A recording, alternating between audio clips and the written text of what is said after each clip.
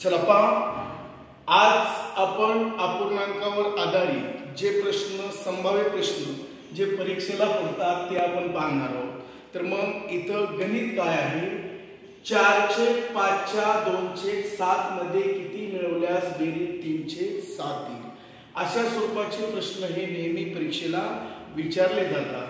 मग याच्यामध्ये काय आहे की 4/5च्या, मग 4/5 4 म्हणजे गुणिले 2/7 मध्ये किती मिळवल्यास, मध्ये म्हणजे बेरीज किती मिळवल्यास, x मिळवल्यास बेरीज काय लागली 3/7.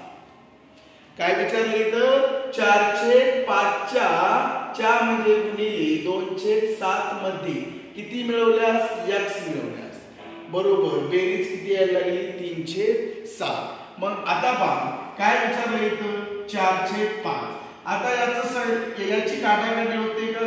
नाही होत. मग यांचा गुणाकार करा. 4 दोन्ही 8 छे 5 7 35 अधिक x बरोबर 3/7. आता 8/35 कसे आहेत? अधिक आहे. मग हे 8/35 अधिक इकडे जाऊन काय होती? वजा होती. मग x बरोबर 3/7 वजा 8/35.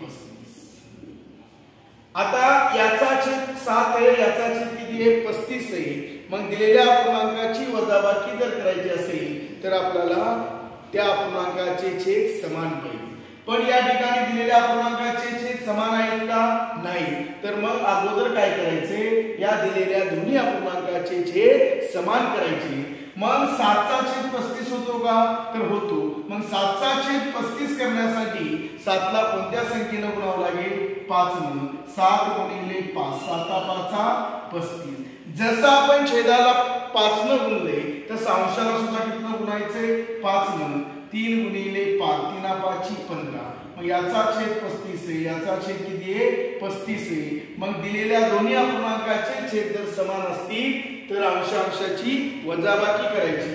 मग काय ना 15 वजा 8 छेदात 35. आपण इथे छेदामध्ये 35 काय घेतले? कारण दोघांचा छेद समान आहे म्हणून या ठिकाणी काय घेतले? 35 घेतले. मग 15 मधून 8 गेले, खाली गेले राहिले 7/35. आता इथं दिलेल्या आलेल्या उत्तराचं संक्षिप्त रूप होते का? तर होते 7 × 7 7 5 35. मग काय आलं? x बरोबर 1/5. हे काय आपलं उत्तर आहे. आलं लक्षात? आता पहा इथं दुसरं गणित आपल्याला काय दिले की 3/4च्या 7/12 मध्ये किती मिळवल्यास बेरीज 1/2 येणार आहे. मग आता पहा जसं आपण पहिलं गणित पाहिलं हे सुद्धा तसंच गणित आहे. मग काय येतं? 3/4 3/4 4 म्हणजे गुणिले 7/12 मध्ये किती मिळवल्यास, म्हणजे बेरीज किती मिळवले? x. आपल्याला ती संख्या माहित नाही काय? x मिळवल्यास त्यांचे उत्तर बेरीज किती आली? 1/2. मग आता इथं सरळ सरळ जर काटाकाटी होत असेल तर काटाकाटी करा किंवा नसल होत तर तसं राहू द्या. पण इथं 3चा आणि 12चा काय होते? 3चा आणि 12चा भागाकार. पहा अपूर्णांकाचा गुणाकार करायचं म्हणजे काय करायचं?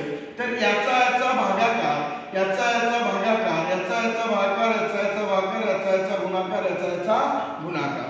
मग आता यांचं संक्षिप्त रूप होतंय का नाही? यांचं होतंय का नाही? यांचं होतंय का नाही? मग यांचं होतंय काय होतंय? 3 × 1 3 3 × 12. मग काय आलं? 7 × 1 6 4 × 16 अधिक x बरोबर 1/2.